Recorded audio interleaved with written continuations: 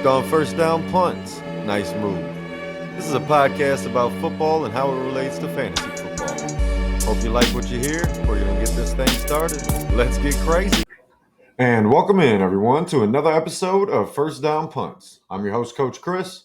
Today, we're going to be going over the injury news from Week 8, as well as waiver moves for Week 9. We're going to get into a little NFL news here, starting with the fact that Tyler Lockett has signed with the Las Vegas Raiders to rejoin with Pete Carroll and Geno Smith there after being released by the Titans.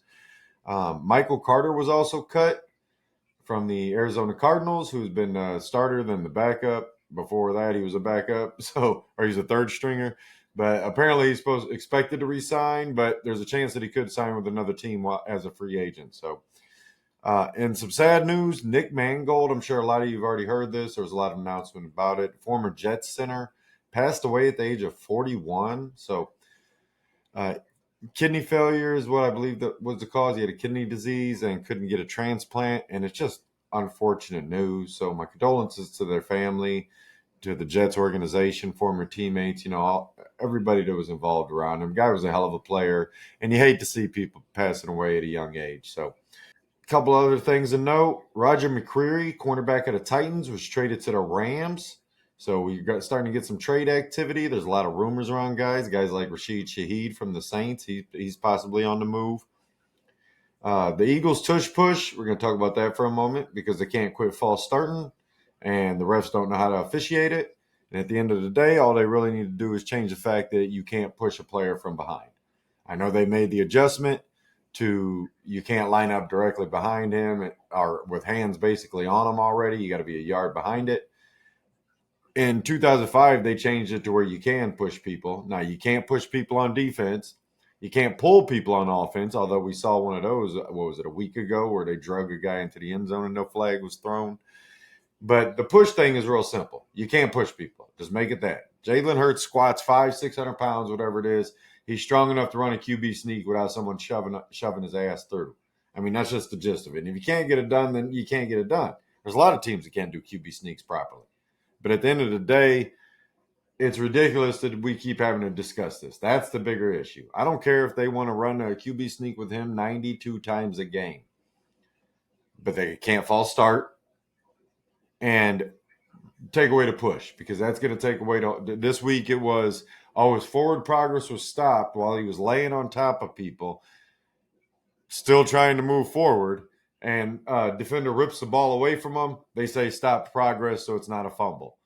But when he's stopped initially, they don't call stop progress. They let him keep trying to get in there, and then somebody comes up and pushes him. And it's becoming too much of a debate where if you QB sneak, you QB sneak. If you're not down, then you're not down. I mean, that's the gist of it. You fumbled the damn ball. It was a bad call by the refs. It was a bad decision that, we blew the whistle, even though nobody heard a whistle. I'm sure they'll go back to the tape or whatever and check in to see if that whistle was actually blown. But at the end of the day, it's just too much controversy going on with the play. It's taking away from the game of football by having to discuss it more than we get to watch football being played.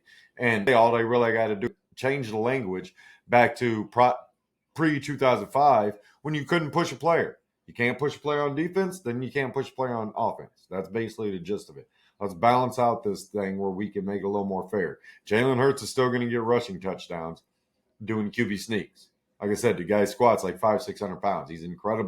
His lower body strength is incredible, and he doesn't really need someone to push him. It was just a creative play that the Eagles came up with, and it was fine when we weren't having all these issues around it. Now it's become a distraction from the actual game, and that's where we have the issues that, then be rid of it. The only thing that changes it from being a football play to a non-football play is the ability to push somebody.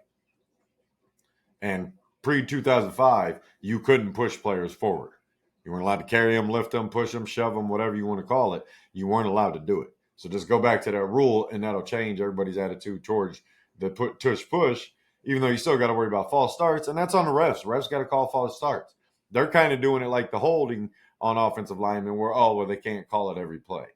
Well, it's time for them to put their foot down and say, we will call it every play.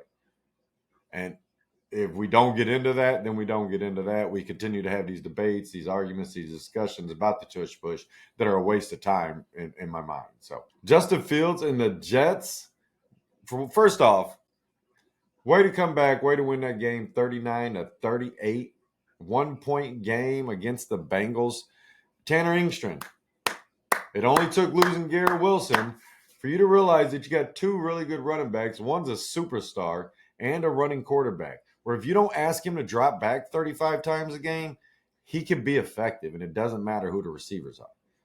All that matters is that you protect him with the run game, and that's what they did in this game. Defense stepped up when it needed to step up and get the ball back in fourth quarter. It was a great game. I mean, if you wanted points and crazy wild football, then you got everything you wanted in that game. And my hat's off, like I said.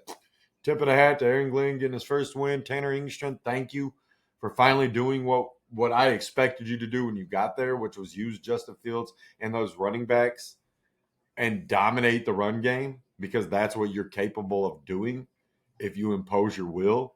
And then you go play action off of that. Then you go, okay, they're expecting to run here. We're lined up in a run formation. You mix it up. You show one thing, then give them another. That's just putting plays together that most OCs understand. I know he's a first-time coordinator. It's going to take some time. But you need to repeat this game plan. Do not go back to the shit that you did the first 7 weeks. Repeat this game plan going forward, period. And when you get Garrett Wilson back, now the guy that we're play action and throwing to is just a much better player than what they had out there Sunday. So hats off to you guys for your first win.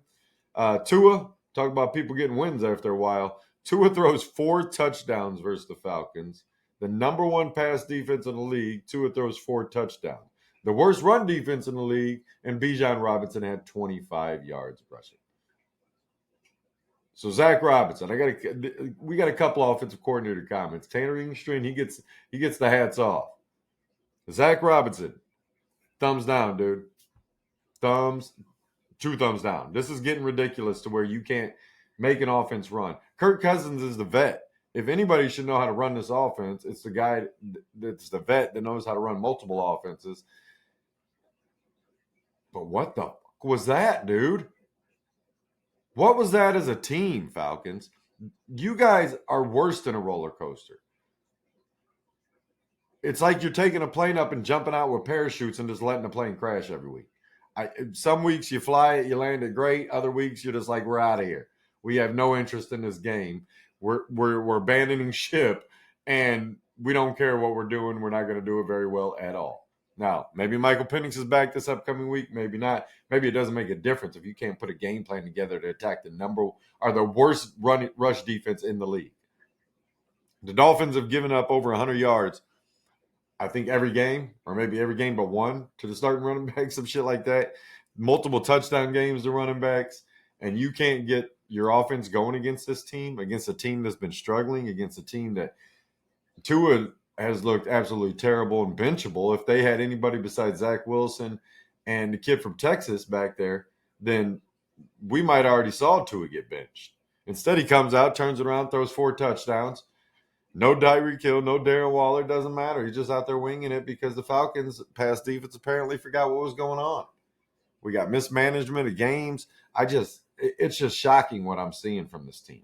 One more thing. Tyler Snoop Huntley goes out and takes care of the Bears for the Ravens. No Lamar Jackson, no problem.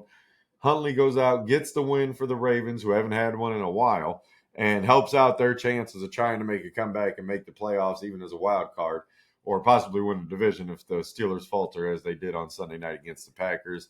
Packers ruined Rodgers' return, but the Bears should be ashamed of themselves. That's just all there is to it. Now, they lost who's the guy they lost on defense? I forget. Another defensive player, I can tell you that. Oh, Shamar Turner, the rookie. The rookie is out for the season. We'll get into that when we get into injuries here. I was just trying to go over NFL news. But, yeah, they lost Shamar Turner, which doesn't help their cause. But Grady Jarrett was back. It was just a bad showing by the Chicago Bears, and a great showing by the Baltimore Ravens, who are starting to get a little bit healthier. And if Lamar can get back after the shenanigans last week with practice reports, maybe he's actually healthy this week. He plays, and the Ravens can get on a run because their next 5 games are against pretty easy competition. So maybe they can get back into it. Maybe they can't. And then the last thing about the NFL, this week, only 1 game was decided by less than 10 points. Not a lot of competitive football this week. A lot of mismatches, a lot of overmatch teams is what I should say. The Bengals and Jets was the only game. It was a 1-point game. So it was a 1-point game, and then everybody else lost by 10 or more. Just a wild ride this weekend. A lot of disappointing fantasy outputs, a lot of injuries, which we're about to get into here, and just unbelievably bad football by some teams. So into the injuries, Drake London, we're going to get in this. I'm sure you guys already know this. I know this because it continues. My injury run continues. I got Drake London on my team. He was ruled out with a late hip injury in the week. I can't really remember if it was a Friday night or Saturday morning that it was reported, but all the same, Drake London missed the game. I know that didn't help the Falcons' cause, but at the end of the day, it didn't help anybody's cause. Like, against one of the worst defenses in the league, the Falcons should have done something. And I don't know what to say about it. One other thing before I get into these injuries, while we're talking about Drake London and the Falcons, I want to talk about Cliff Kingsbury, offensive coordinator for Washington. Why are we not running the ball, man? You want to keep Pat Mahomes off the field so they can't go down and score 4 touchdowns. And instead, Bill gets 9 carries. Ja'Cory Cross-Merritt had 9 carries last night. I know the Chiefs are a good run defense. I know the Chiefs are a tough defense in general. I know you're playing with a backup quarterback, and the best thing you can do for him is establish a run, do some of those RPOs with him, and hope. Like, he had running success. To me, he miscalculated on one, but I just felt like they did not try to actually run the ball enough. And it was just shocking to watch them just continuously throw the ball with the back. Mariota's not a passing quarterback, man. He's a rushing quarterback that can pass a little bit. He's a Justin Fields. He's the old Justin Fields. Justin Fields is just faster and probably have maybe a little bit bigger of an arm. I don't know. Mariota can wing it still. So some of these offensive coordinators, I just don't know what they're doing this week. But into the injuries, like I said, Drake London missed the game with a hip injury. In the Thursday night game, Derwin James and Mekhi Becton both left this game. Mekhi Becton's been in and out of the games all year. But Derwin James sounds like he's going to miss some time. They actually signed Marcus Williams, former safety of the Ravens and who was it, the Saints. And makes me believe he's going to miss a few weeks because they need some defensive help as it is. He's has an ankle injury and is in a boot. And there's a good chance he's going to be out for at least a few weeks. Most devastating news this week, short of the Nick Mangold passing away, was Cam Skattebo and that dislocated ankle. We've had 3 of these now. Tyreek Hill's knee, Fred Warner's ankle, Cam Skattebo's ankle. These are just devastating injuries, man. They're not fun to look at. If you're squeamish, I wouldn't bother checking it. And I hope nobody tried to show it to you just to piss you off or get you upset. But Cam Skattebo obviously out for the season. Heartbreaking for the Giants. They continue to lose guys, neighbors. Now Skattebo, it's like, who knows what's going to happen with them. Carson Wentz left that Thursday night game. Speaking of that Thursday night game with the Chargers injuries, Carson Wentz, I tell you about it, he didn't leave the game. After the game, he got the shit beat out of him in the game, and it was malpractice by the Vikings to leave him in. That's all there is to it. Stick Max Brosmer out there. At least he's healthy because Carson Wentz wasn't healthy coming into the game, and now he's going on IR and going to have surgery on his shoulder. Could be the end of his career. I just felt like it was a mismanagement by the Vikings to leave him in there and keep letting them get the shit beat out of him. It was just ridiculous on their part. I hate to see things like that. I know the offensive line wasn't doing its job, and running backs, tight ends, whoever else was chipping wasn't doing much help. But Carson Wentz wasn't making the greatest decisions. But at the end of the day, man, letting him get out there and keep getting blasted on his shoulder, knowing that he already had a shoulder injury. Like I said, I felt like it was malpractice. Carson Wentz, hope you get healthy, buddy. Sounds like J.J. McCarthy will be back this week, which we'll talk about him with the waiver stuff. But Quinshad Judkins left the Browns game with a shoulder injury. He has a bye. It sounds like it's not as significant as earlier expected. I believe it's an AC joint sprain, but it doesn't sound super severe. So he might be back after the bye, but we'll find out once this next week happens and they get into practice the following week. We'll get a little more report on what's going on with them. Terry McLaurin returned this game finally after, 4-week absence, and caught a touchdown, made an amazing catch for a touchdown, caught another nice sideline catch, and then proceeded to leave the game with a quad injury, which was what he'd missed the last handful of games with. So we're waiting to see. Possible that they kept him out. They were down 14 or 21 when it happened. I forget what it was, but possibly they're just holding him out. Laramie Tunsil, the left tackle, also left this game twice. He left, came back. and then left again with a hamstring injury. So that's kind of important, especially if Jaden Daniels is going to be back this week. It'd be nice to have his left tackle out there. Saquon Barkley left the game, got banged up. Tank Bigsby came in, filled in. They didn't put it back in the game. Now part of that says, oh, he could have went back in. They also have a bye this week, similar to Quinshon Judkins there. So it's possible that he gets rested up during the bye. We'll find out more next week unless something pops up before that. It's more severe than they thought, whatever. But sounds like he's going to be all right. Pick up Tank Bigsby just in case. Tutu Atwell, I couldn't remember. I didn't see what actually happened with him with his injury, but he is placed on IR, so he's going to miss the next 4 games. The Rams wide receiver. So that's a little interesting for those backups behind Adams and Puka, although Puka was supposed to be back this week. So Pat Surtain, corner for the Broncos, number 1 corner in the league, if you ask me. It's kind of between him and Sauce. Maybe one other guy, Terrell there in Atlanta, Stingley in Houston. But he's going to be a possible IR candidate. He's got a pectoral injury and definitely going to miss a handful of weeks. 2 to 4 easy. If it's more towards the 4 side, it's possible they put him on IR. He wasn't placed on IR today, Tuesday. So maybe the hope is that he's only going to be out a couple weeks and they don't need to put him on IR. But definitely going to affect that Broncos defense. They got the rookie Jahdae Barron. They still got the kid Moss there, who's really, really damn good. I like the kid a lot. But none of them are Pat Surtain. That's just the facts about it. So I expect the Broncos to be all right and deal with it a little bit better than some teams would, losing their number 1 corner just because of how good that defense is. But it's still going to be noticeable. That's all there is to it. Like I talked about with the Bears rookie, Shamars Turner, the defensive tackle there. He's got a torn ACL. He's going to be out for the season. Carson Swessinger, another Brown. He left with a high ankle injury. He's going to be out probably 2 to 3, maybe 2 to 4 weeks. Ed Oliver, Bills defensive tackle. They got their 2 defensive tackles back that they signed a free agency from suspension this week and proceed to lose superstar defensive tackle Ed Oliver to a torn bicep, and he will be on IR and out until at least the playoffs. Obviously, the hope is they make the playoffs. He comes back, helps them try to win a Super Bowl. Marvin Mims makes me sick, but Marvin Mims left this game with a concussion. I started Marvin Mims, so this adds into my injury year, I guess I would call it, injury season, where I lose somebody out of my starting lineup every week, as well as guys that don't even get to play, like Quentin Johnston or Drake London. They just get ruled out before the game randomly. So this is how my fantasy season's going, at least in my home league. My other leagues I'm doing pretty damn good in, but my home league, it is a disaster. I look like the injury ward, man. I'm in an emergency room over there. The Panthers guard, Christensen, he tore his Achilles and is going to be out for the season. That's going to affect that run game. It sounds like they're going to be starting Rico Dowdle. I should have said that in the NFL news part where Canales came out and said that we love what Hubbard's done for us, but Rico's obviously playing better is basically what he said. Not exact quote, but that's the general feeling of the comments, is that Rico Dowdle is going to be the starter going forward and Hubbard will be the backup. Probably going to be like a 65-35, something like that. So Rico Dowdle is the guy you want in Carolina right now. Trayvon Diggs got placed on IR with a concussion, so it's a pretty severe one if he's getting placed on IR. Trey Hendrickson left that Bengals game that we talked about that they lost at the end there.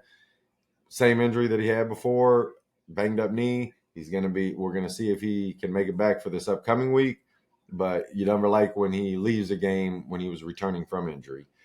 Isaiah Pacheco, Monday night game, he has a MCL sprain in his knee. It happened later in the game. It has been announced he's week to week. So it'll be interesting going forward. Kareem Hunt, Rashard Smith obviously get a bump. Daniel Bellinger, tight end for the Giants, had an eye injury. Waiting to see the severity, what's going on with it, if he's going to be out, if he's going to need surgery, anything like that. I did see an image of it earlier where it's pretty bruised, swollen up and kind of bruised. I don't know if they actually broke the bone in his orbital socket or if he's got poked in the eye. I need to find some more information about that, but I wanted to mention it. And then Rashid Shaheed, while being mentioned in trade chatter, he had a hip injury on Sunday. Not sure if he's going to be out this week or anything, or if it was just a little scare. Waiting to get some more information on that as well. And then Joe Flacco's a little banged up. He's resting up with a shoulder. I believe it was a shoulder injury. With a shoulder injury. That he's just a veteran. I'm sure he got hit a couple times, probably landed on something, a little swollen, a little bruised. Get some ice on it, get a little stretches going on. He'll be fine for this week's game. If anything changes, I'll obviously update you in one of the other videos. But that was the last of that. One other thing to talk about, Calvin Ridley, as far as waivers goes, it's also an injury thing. He's probably not going to be back till after their week 9 bye. Now, if it's a surprise, he gets healthy this week, or he gets traded and suddenly he's healthy, maybe he plays week 9. But right now, the rumors are that he's not going to be back till after their week 9 bye in week 10. So let's get into these waivers, guys. Figure out who to pick up, figure out who to trade for if you need somebody. But definitely a lot of guys this week with all the injuries that happen. Some big games by guys. Some of them I'm not as excited about as others, but let's get into it. We're going to kick it off with our quarterbacks. Just a few of these guys. J.J. McCarthy expected to come back and start this week with the injury to Carson Wentz. Max Brosmer being the only other player. It's possible they try to make a trade for a veteran just to get him a backup, or maybe start over McCarthy with his phantom ankle injury that they continue to tell me that was serious enough that he shouldn't play, but he hurdled a guy that rolled over onto the sideline after being tackled this week. So what am I supposed to believe? We know coaches lie, but all the same, he's back this week. If somebody dropped him, maybe pick him up, see what you can do. Brock Purdy, same kind of deal, man. He's been injured for a while. Maybe somebody got sick of it, dropped him. I think Purdy's I had him as a trade for candidate last week. I think Purdy's going to have a good second half of the season, barring health, obviously. But if he comes back, he's healthy, and he can play the rest of the season. They got good matchups. All the receiver options are getting healthy, unless they trade one of them, which I highly doubt that. He should have a good second half of the season. Kittle's back, caught a touchdown this week in the game. McCaffrey's still doing his thing, although he had a down game. It was him and Bijan had some crazy games this week. To me, it's just week 8 was a fluke, man. That's how I feel about it. Week 9, we're going to get back to more of what we've seen through the first 7 weeks. And week 8 was just some wild stuff going on. I guess it's Halloween. Some people are already trick-or-treating. Some people are getting tricked. Some people are getting treats. It was a lot of wild stuff going on. Speaking of treats, though, Tyler Shook, he gets the start coming up in this upcoming week. He took over for Spencer Rattler in the second half of this past week's game. Nothing super impressive. I'm a Tyler Shook guy. I like Tyler Shook. I told you he kind of reminds me of Jared Goff, just a little bit stronger, a little bit faster, a little bit more mobile. So it's interesting to me to see what happens going forward. If they trade Shaheed, obviously that takes away one of his weapons. There's also rumors that maybe Brandon Cooks is the guy that gets traded. If he does, he could go down his history as one of the most traded people ever. He's been traded so many times in his career for multiple teams. If he gets traded from the Saints, it'll just be another notch in the belt, I guess is how you look at it. But Tyler Shough does take over as a quarterback there. So, and if you're desperate, you got injuries, buys, whatever else, I think Tyler Shough's going to be a fine quarterback in NFL. I think Tyler Shough's going to be a guy that by the last 3-4 games of the season, you might be needing them to fill in for somebody that's sitting out because they're Josh Allen or Pat Mahomes because they got the bye week already locked up. One of those guys. Or maybe you just need somebody because you deal with an injury, man. But Tyler Shough, if you're in a deep league, I think he's a backup pickup immediately. If you're in a shallow league, maybe keep an eye on him. Running backs to pick up. Let's get into the news with this. With the news that Pacheco is week to week, Kareem Hunt becomes the immediate pickup after scoring 2 touchdowns last night. Brashard Smith comes a secondary pickup. He is a receiving back more, not so much of a running back yet, but definitely the receiving back there, getting more involved over the last few weeks. And he's a guy that you might be able to start in a bye week fill-in or injury fill-in. And in that Chiefs offense that's been humming, I said it before the season. I thought the Chiefs were going to get back to being the Chiefs. It took a couple weeks. They had to get their guys healthy. They are rolling right now, man. And Pat Mahomes is playing his ass off. It's helping Travis Kelce to have Rice and Worthy and all those guys healthy out there now because it's just opening up stuff underneath for him, or when he sneaks out the back of it because they think he's running and nobody's paying attention to him. Come on, guys. What are we doing, Commanders? Tyrone Tracy, next guy on the list. Skattebo goes down. Tyrone Tracy becomes a starter again. Devin Singletary's not a super, you got to add this guy, but he's definitely a guy that if something happens to Tracy, he's the next guy up. Kind of how you felt about Tyrone Tracy with Skattebo. Once Skattebo became the starter, Tyrone Tracy was just kind of a guy. It's like, hey, if something happens to Skattebo, well, something happened to Skattebo. Now it's Tyrone Tracy's turn again. Devin Singletary, I've always been a Singletary guy. He's just a good running back. He's nothing special, but he's a pro. He shows up. He does his job. So I think Singletary could be the goal line back, could be that guy who's getting short yardage, maybe some between the 20s. Next guy on the list, Dylan Sampson. We talked about Judkins being hurt. Now, Sampson's going on to a bye, but he was the immediate backup to him. He was the guy that came in and got the bulk of the touches after Judkins left the game. And I like Sampson's coming out of Tennessee. He's a young rookie. Been a good had some good receptions already. Had a couple big plays earlier in the season when Judkins wasn't ready to play yet. And he's a guy that could definitely be a starter for you if Judkins is out, even if it's for a week. But you have to deal with the bye week, so that's why he's down the list a little bit more. And if Judkins is back because it's not as severe as expected, then it's kind of a wasted spot. So it depends how deep your league is. More importantly, how deep your bench is. But Dylan Sampson is a talented player. If given the opportunity, he's going to score some points. Tajay Spears had more opportunities than Tony Pollard this week. Tony Pollard is a rumored trade candidate. Maybe he gets traded to the Chiefs instead of that Breece Hall that everybody wants, or maybe to the Bears. Although the Bears running backs have been playing well the last 2 weeks. We'll see what happens there because Kyle Monangai, he's another guy that if you haven't picked up already, you should. He's been involved the last 2 weeks, plenty of opportunities. Even in a loss, he got some opportunities this week. And definitely a guy that you should be looking at and probably adding. Brashard Smith, we talked about him. Jeremy McNichols. As much as I'm mad about the fact that they refused to give Bill the ball more than 9-10 times, he should be getting 15-plus touches a game, 20 touches a game, because that's how running backs actually get going. They don't do it on 7 touches. Big play guys, that's fine. Bill's not a huge play guy. He's a running back. And if you use him like one, then he can be successful. But they're not, period. But they are using Jeremy McNichols as the Austin Eckler role, basically, in the receiving game, where if they're down or it's a 2-minute drill or they just need it's a 3rd and long, 2nd and long, whatever it is, McNichols is coming on the field and getting opportunities as receptions. I think he had 5 catches last night, maybe 6. And just a guy that bye-week filler guy, man, that type of guy, because he's getting enough opportunities with the receptions. And Jaden Daniels coming back, McLaurin being banged up, that's only going to help his opportunities. Devin Neal, with the news of Kendre Miller, was tearing his ACL. We mentioned him last week. Just a guy I want to mention again. Didn't get a lot of opportunities, but Kamara hasn't been super special.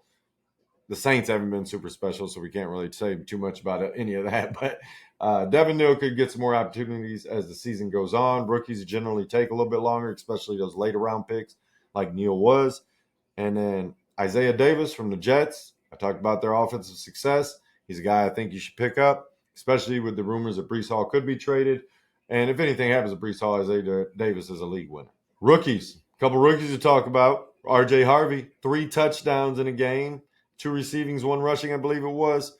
Definitely a guy that I hope you didn't drop. If somebody did drop, go pick him up. R.J. Harvey, he reminds me of Brian Westbrook. Now, he's not Brian Westbrook. I'm not saying that. I'm just talking about some of the things he does remind me of Brian Westbrook. That's why I like him. And in the second half of the season, he could be used more and more. We'll see what happens going forward. I'm not saying you got to force him in your starting lineup. Coming off a 3-day touchdown day, though, I got to look at the matchup and see who he's going against this week because he could definitely be a starter. And then Travion Henderson scores a touchdown. Holy shit, they remembered he was on the team. Problem is, then he fumbled later in the 4th quarter, I think it was.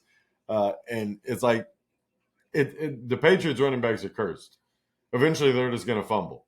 I don't know what's going on there. They need to get back to letting some air out of the ball so it's easier to hold. I'm not sure, but there's definitely an issue in New England with fumbling the damn football. But it was good to see Henderson get involved. Good to see Henderson score. Not rushing him into my starting lineup. But if somebody dropped him, you should definitely be picking him up because that person was a fool. He's a talented kid that's going to get opportunities over the second half of the season. And it's only a matter of time in my mind. Tank Bigsby. Like I talked about with Saquon Barkley injury, Tank Bigsby came in, had 9 carries for 104 yards, I think it was. Looked really damn good running behind that Eagles offensive line. And if he gets to start a couple games, if the injury is worse than we were told initially with Saquon Barkley, or if they just try to take some of the pressure off Saquon Barkley, he can start getting more involved over the course of the season and be worthy of that bye week filler, that injury fill-in, whatever you need. And just a guy to have on the bench where if anything happens to Barkley, He did have the Madden curse and had 2,000 yards with 50,000 touches last year. I mean, this was the whole concern with Barkley coming into the season. Tank Bigsby looks like he's the established backup to Barkley now, and that makes him very valuable. Wide receivers.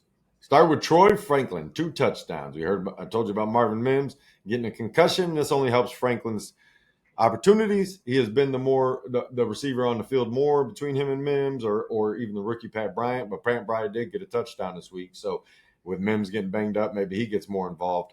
But Troy Franklin is the guy you want right now. Now they played Dallas, so remember that when we're talking about R.J. Harvey, when we're talking about Troy Franklin, Pat Bryant, they played Dallas. That's all there is to it. You got to take that into consideration. We talked about Trayvon Diggs going on IR. That doesn't help Dallas's defense, and it's already terrible. At the end of the day, any team that plays Dallas, you can go back throughout the season so far.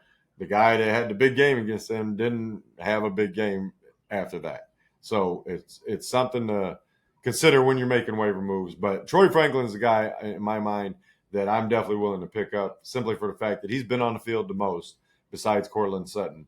And he has continued to get more and more production out of that position. So someone to pay attention to, someone to add. Darius Slayton, he's back. He had a touchdown called back this week. Could make him a little bit cheaper on waivers because people don't know that if they're not watching the game. Darius Slayton is a guy you should be picking up, especially with the news that Skattebo's out. They're going to have to run or pass even more, and he is the number one right there. They did sign Ray McLeod after the Falcons cut him last week. He's not going to affect Darius Slayton's role, though. Jalen Noel and Jaden Higgins and even Xavier Hutchinson, honestly. Higgins and Hutchinson got the touchdowns this week. With Nico Collins out, those receivers showed up. They took care of the Niners easily. Vegas knew something. They were favored by 3.5 over the 6-2 Niners team or whatever it was. 6-1 for Niners team. I think it was. Maybe it was 5-2. I forget what the record is. Granted, they're banged up. The Texans came in and handled business. And they handled business by moving the ball with the rookies. Chubb did all right, but even Woody Marks came out and had over 100 yards again. So if he's on your waiver, pick his ass up. I forgot to mention him in the running backs, but I don't expect him to be on a lot of waivers. I know he had a rough game after that big game, but he's a valuable rookie because of the Nick Chubb injury history, because of the fact that Houston should have a good offense most weeks. There's another one of those OCs I forgot to mention. Hey, look what happens when you move the ball around and you use the talented people on your team. It's a crazy idea. You score a bunch of points, you beat a winning football team, and you get better. CJ Stroud played really well. Defense played well. Congratulations, Houston. But these guys, the rookie receivers with Jalen Noel and Jaden Higgins, as well as Xavier Hutchinson, what is he, a third-year guy, I think now? They all were productive. All fantasy viable as number 3, number 4 receivers, flex guys. All guys I'm looking into picking up. Jaden Higgins is the guy that plays the outside spot. I think when Nico comes back, his opportunities go down a little bit. Jalen Noel is kind of that Christian Kirk role.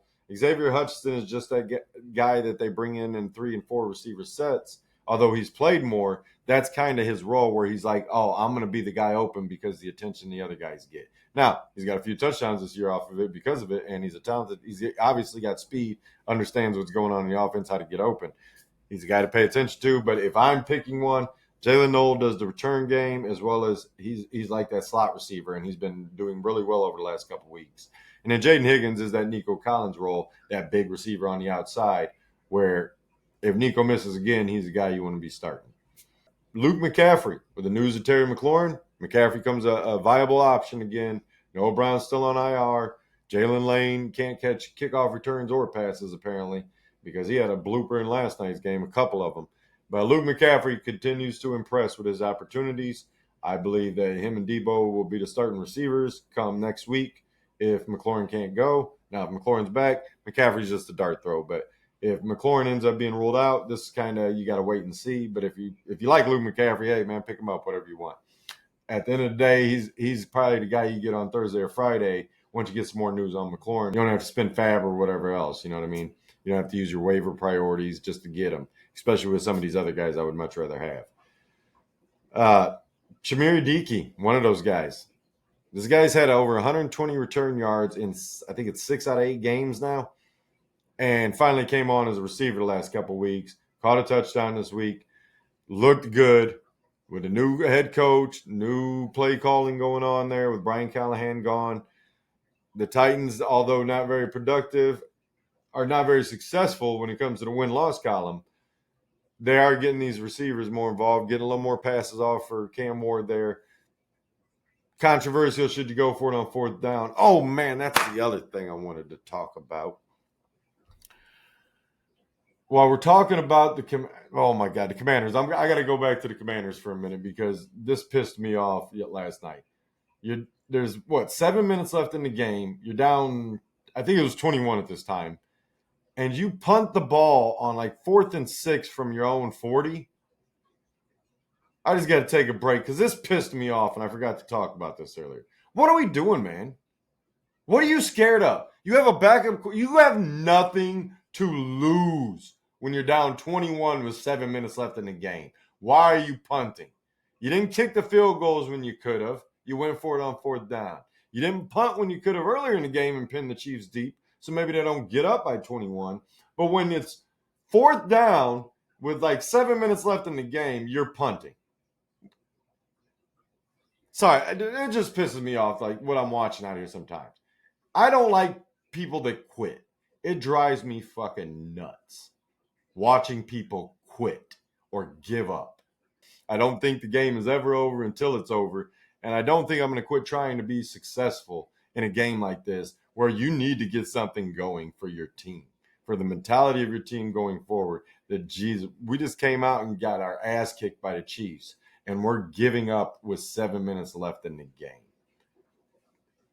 Not my style of play, man. Sorry. All right. Let me get back to these receivers now. Sorry. I just had to go on that rant. Jacoby Myers. Raiders are coming off a bye. He might have got dropped during the bye, especially with the injury and the rumors that he could be traded. But that's why I want to pick him up, because if he gets traded to someone like the Bills, that would be great. Although I don't know. Maybe he's just another one of those guys like Keon Coleman and Khalil Shakir. And it's probably him and Khalil Shakir would be the starters there. But I would prefer to see him go somewhere like the Steelers, where he might actually get used more often than he would with the Bills in their wide receiver rotations. We saw what happened to Cooper. I know everybody's like, oh, let's get the Bills a wide receiver. And no, Amari Cooper was not great last year before he got traded. He was at the end, but all the same, he didn't even hardly get used in the offense, and that's the last thing you're going to see.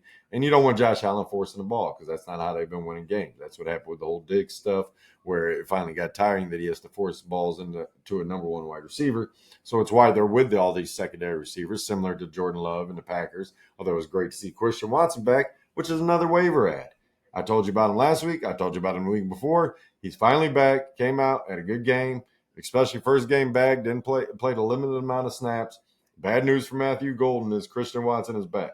That's all there is to it.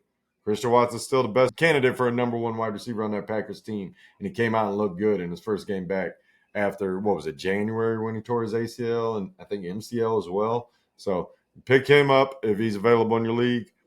And then Roman Wilson, that was the other guy. Talk about Steelers and wide receivers. Roman Wilson for the Steelers came out and had 4 for 74 and a touchdown. Looked good doing it. Calvin Austin III kind of fell off after coming back from injury. He hasn't really done much. He was having a little success. It was actually like a waiver thought process earlier in the season. Then he got banged up. Roman Wilson had a good game this week. Do I think you should run out and pick up Roman Wilson? No. Do I think if you're desperate for wide receivers, is there worse options? Absolutely. And Roman Wilson with Aaron Rodgers, although they didn't look great against the Packers, it could be a helpful player that they start relying on more with DK Metcalf getting the attention he gets. And none of those tight ends are truly special. They're just guys, but they love using all of them. And if that's what's going to happen, you still want a number 2 receiver out there if possible. Maybe Roman Wilson develops into that.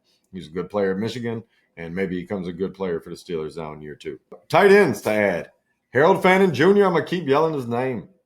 He got a little banged up in this game. David Njoku's back. Didn't matter. They both got a touchdown again. This is what they do. Dylan Gabriel only throws touchdowns to tight ends, and Harold Fannin is the more talented one at this point in my mind, especially the way they use him. I should say that. The more fantasy viable one instead of the more talented. David Njoku is still an athletic freak, but I feel like Fannin's the better route runner and more versatile weapon. And they're being both of them used, which is great news. If they're both healthy, I'm still okay starting them as a number 2 tight end, or even as a deep lead number 1 with Fannin. Fannon's the guy I would want to have out of those two. But at the end of the day, he should be on somebody's roster. Oronde Gadsden, big news from the Chargers. They had 2 weeks in a row now. Gadsden has been dominating at the tight end slot and is actually affecting the receivers' opportunities. Quentin Johnston, goose egg. No, thank you for nothing. But Oronde Gadsden's he's doing the damn thing right now. And he, if you haven't picked him up and he's still out there, go get him. Spend your fab on him. Gunnar Helm. This is a sneaky one. He's still not super involved, but he continues to produce for the opportunities he gets there for the Titans. And if they were happen to move Chigakonkwo or just decide that they want to use Gunnar Helm, kind of like Harold Fannon's being used in Cleveland, kind of move him around a little bit, Gunnar Helm's a good receiving option. And they need receiving options in Tennessee for Cam Ward, and he could be getting on the field more and more as the season progresses. Theo Johnson, I forgot to mention. Oh, no, I didn't mean to talk about Daniel Bellinger having an eye injury. That just makes me like Theo Johnson more. Cam Skattebo going down means they're going to be passing more because they might not have as good a run game to control the clock kind of game, which means Theo Johnson's stock is going up and down. But he's had, 4 touchdowns in Jackson Dart's 5-6 starts now. Jackson Dart's looking for him. I know the one was kind of a tip pass broken play, but still a touchdown in my mind. He had to outrun some people to get there. He's got talent. If they can get him more involved in the offense, he's going to be a guy going forward for the second half of the season that could help you win a league. Maybe you can trade the starting tight end you got for something and start one of these guys. Colston Loveland. Cole Kmet's still out. Loveland got a little more involved this week, although the Bears weren't very good. Loveland is a guy you should be picking up. That's all there is to it. Bears got some easy games coming up, I believe. I think it's like 3 of the next 5 or something like that. They have games against defenses that aren't great against the tight end. And if Colston Loveland's out there with the Cole Kmet injury going on, and Cole Kmet could get traded still, don't fool yourself. Colston Loveland could be a guy worthy of an ad. Final tight end, Jatavian Sanders there in Carolina. Came out, had a couple of decent plays. He's still coming back from injuries, so not somebody I'm rushing out to get. Somebody I'm keeping an eye on in case something happens to one of my guys or I need to trade one of my guys and need a free agent. Jatavian Sanders is one of those deep league guys. And then defenses for this week, the Rams, the Lions, the Jags, Commanders, and the Chargers. Chargers, a lot of people, they'd had some rough weeks. They came back on Thursday and dominated. My feeling about that game was like Ron Burgundy. That escalated quickly. And the Chargers got all over the Vikings, and their defense is definitely worthy of an ad if they're out there. The Rams, they're coming off a bye, the same as the Lions and the Jags. But all 3 of those teams are coming off a bye. They might have got dropped. Go pick them up. They're all good defenses. And then the Commanders are kind of the last one I would talk about. As much as they didn't look great in the second half last night, the Commanders have a good defense. Dan Quinn's a good defensive coordinator / head coach, a defensive head coach. And going forward, they don't have the toughest of matchups. They got a couple. I think they play Detroit coming up. That's not the greatest one. But after the Detroit game, they got a couple really nice matchups. And they're a tough defense, man. You saw it in the first half last night against the Chiefs. It was 7-7 at halftime. So just one of those teams that see what's going on with this. But other than that, guys, we're going to get out of here. Sorry to be long-winded this time. But hope everyone's having a good afternoon, good evening, good morning, whatever time you're watching. Until next time, I'm out. First down, punts!